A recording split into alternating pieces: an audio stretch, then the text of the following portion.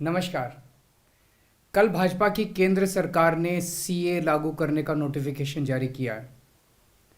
10 साल देश पे राज करने के बाद एन चुनाव के पहले इन लोगों को सीए की बात करनी पड़ रही है। अगर 10 साल में कुछ अच्छा काम कर लेते तो शायद आज सीए की जगह अपने कामों पे वोट मांग रहे होते। आज देश के सामने सबसे बड़ी समस्या महंगाई और बेरोजगारी की है। किसी को भी घर चलाना मुश्किल हो रहा है, इतनी ज़्यादा महंगाई हो गई है, कमर तोड़ महंगाई हो रही है। उधर हमारे युवा दर दर की ठोकरें खा रहे हैं रोजगार के लिए, उनके ऊपर डंडे लाठियां बरसाई जा रही हैं।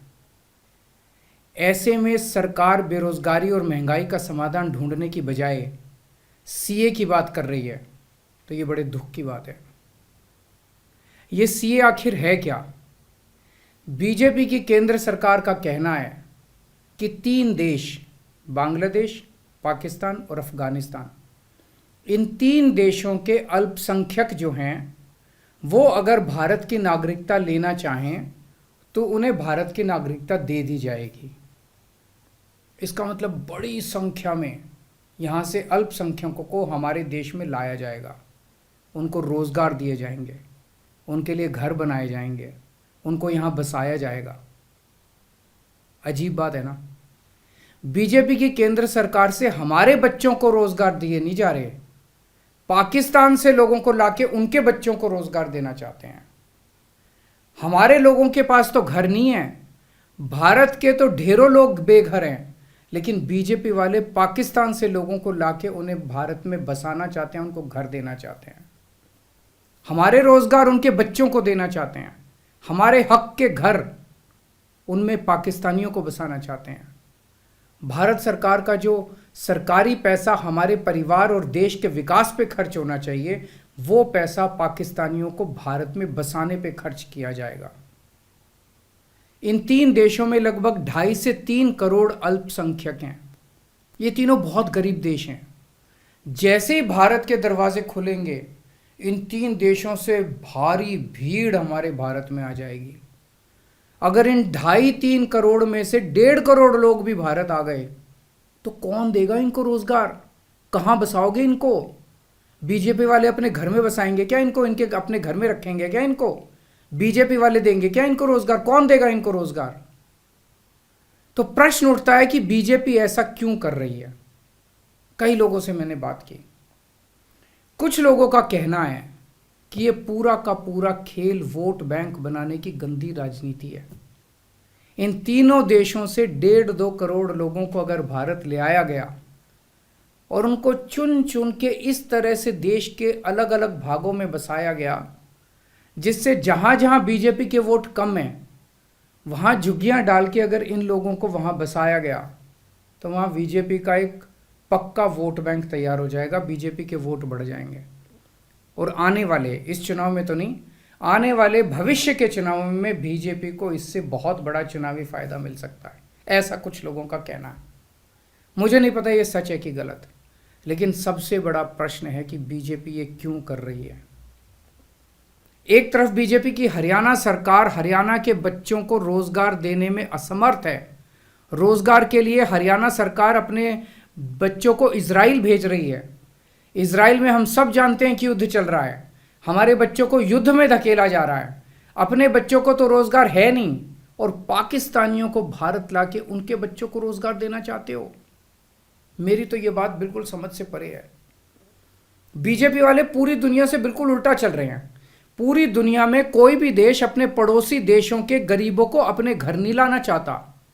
पड़ोसी देशों के लोगों को अपने देश में आने से रोकने के लिए पूरी दुनिया में हर देश तरह तरह के कानून बनाता है, बॉर्डर पे दीवारें लगाता है, बॉर्डर पे बिजली की तारें लगाई जाती हैं ताकि पड़ोसी देश का कोई भी व्यक्ति हमारे देश के अंदर ना आ सके। बीजेपी शायद अकेली पार्टी है पूरी दुनिया की जो पड़ोसी देश के गरीब लोगों को अपने देश में घुसाने के लिए दरवाजे खोल रही है, बिल्कुल उल्टा कर रही है।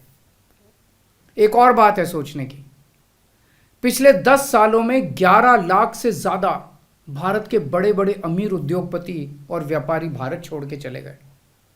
ये लोग भारत में फैक्ट्री चलाया करते थे, इंडस्ट्री चलाया करते थे, बड़े बड़े व्यापार किया करते थे, लाखों लोगों को नौकरी देते थे, रोजगार देते थे। ये बीजेपी की गलत नीतियों और उनके अत्याचार से तंग आके भारत छोड़ के चले गए। अगर बीजेपी को लाना ही है तो इन लोगों को वापस भारत लेके आओ ना, जो भारत छोड़ के चले गए। ये भारत आएंगे, इनके पास पैसा है, भारत में इन्वेस्ट करेंगे, नई नई फैक्ट्रियाँ खोलेंगे, नए नए व्यापार खोलेंगे, अपने बच्चों को रोज़गार मिलेगा। ये क्या बदतमीज़ी है कि बांग्लादेश के, पाकिस्तान के और अफ़गानिस्तान के लोगों को हमारे देश में ला के बसाएंगे और उनको हमारे बच्चों के हक के रोज़गार उनको देंगे। ये लोग कह रहे हैं कि 2014 के पहले आए हुए घुसपैठियों को इन नागरिकता दी जाएगी। ऐसा नहीं है, ये तो शुरुआत है। एक बार ये सिलसिला चालू हो गया, एक बार दरवाजे खुल गए तो फिर बहुत बड़ी संख्या में पाकिस्तानी और बांग्लादेश से लोग भारत में आने लगेंगे। आज बीजेपी कह रही है 2014 के पहले आए हुए लोगों को ही नागरिकता दी जाएगी। देख लेना, अगले चुनाव में ये बीजेपी वाले इस तारीख को बढ़ा के 2024 कर देंगे कि 2024 के आए हुए पहले वाले लोगों को दी जाएगी, और फिर इसे और आगे बढ़ा देंगे। मोटी मोटी बात यह है कि पाकिस्तानियों और बांग्लादेशियों के लिए भारी संख्या में भारत आने के लिए बीजेपी सरकार ने दरवाजे खोल दिए। ये देश के लिए बेहद खतरनाक है, और इसका सबसे ज़्यादा खामियाजा उत्तर पूर्व, नॉर्थ ईस्टर्न स्टेट्स भुगत रहे हैं, खासकर आसाम। आसाम के लोगों की भाषा और संस्कृति खतरे में पड़ चुकी है, क्योंकि वहाँ पे बांग्लादेश से इतनी बड़ी संख्या के ऊपर इलीगल माइग्रेशन हुआ है। अब बीजेपी कह रही है कि इलीगल माइग्रेंट जो आए हैं उनको हम नागरिकता देंगे, उनको हम बसाएंगे, आसाम में बसाएंगे। आसाम के लोग बहुत नाराज़ हैं। एक तरह से देखा जाए तो हेमंत बिश्व शर्मा जो बीजेपी के मुख्यमंत्री हैं, उन्होंने धोखा दिया अपने लोगों को। अपने असम के लोगों की खातिर उन्हें सीए का विरोध करना चाहिए था। उन्हें कहना चाहिए था कि असम के लोगों की संस्कृति और भाषा दोनों खतरे में हैं, ये बिल्कुल बर्दाश्त नहीं किया जाएगा। तो दोस्तों, पूरे देश की मांग है कि सीए को वापस लिया जाए। हम किसी हालत में अपने बच्चों की नौकरियां, अपने बच्चों के रोज़गार दूसरे देश के लोगों को किसी हालत में नहीं देंगे।